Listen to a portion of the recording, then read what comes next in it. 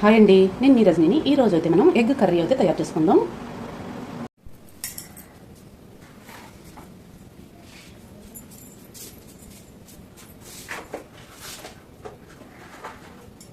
Hi అండి, నేను మీ రజనీని. మీరు బాగున్నారా? నేను చాలా చాలా బాగున్నాను. ఈ రోజు అయితే మనం చూడండి, చిక్కుడుకాయలు, ములక్కాడ,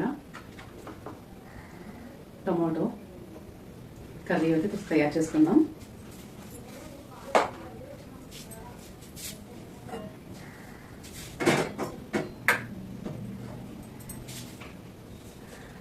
ఎగ్స్ అయితే 4 ఎగ్స్ వేసి కర్రీ అయితే తయారు చేసుకుందాం.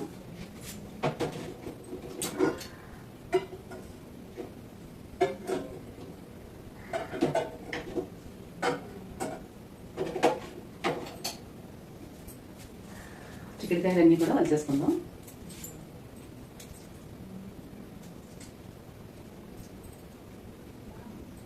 గింజలు వేసుకుందామండి. గింజలు కర్రీ అయితే తయారు చేసుకుందాం. లైట్గా తొక్కలు గింజలన్నీ కూడా వచ్చేసుకుందాం. ఎగ్స్ అయితే ఉడకబెట్టేసుకుందాం. గింజలన్నీ వలుచుకుందాం. టమాటా అంతా కూడా మిక్సీకి వేసుకుందాం పేస్ట్ లాగా.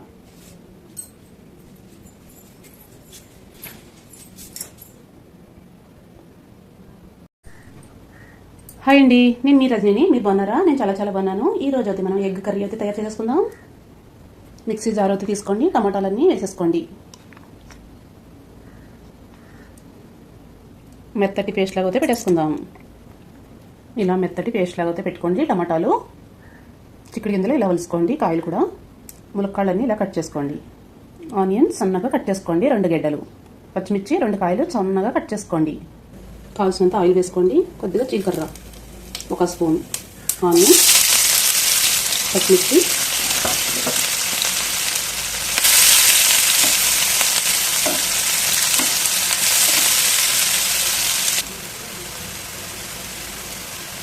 ఆనియన్స్ బాగా వేగిన తర్వాత చిక్కుడు గింజలు,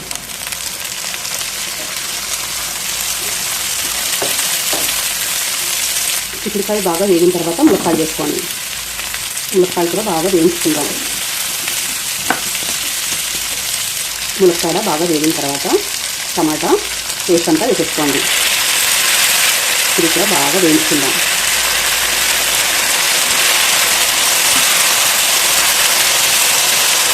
తగినంత కల్లుప్పు వేసుకోండి.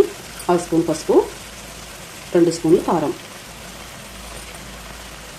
బాగా వేయించుకోండి. కారం కూడా ఉడికించుకున్న 4 ఎగ్స్, తగినంత వాటర్. ఒక 10 నిమిషాలు బాగా కుక్ చేసుకుందాం.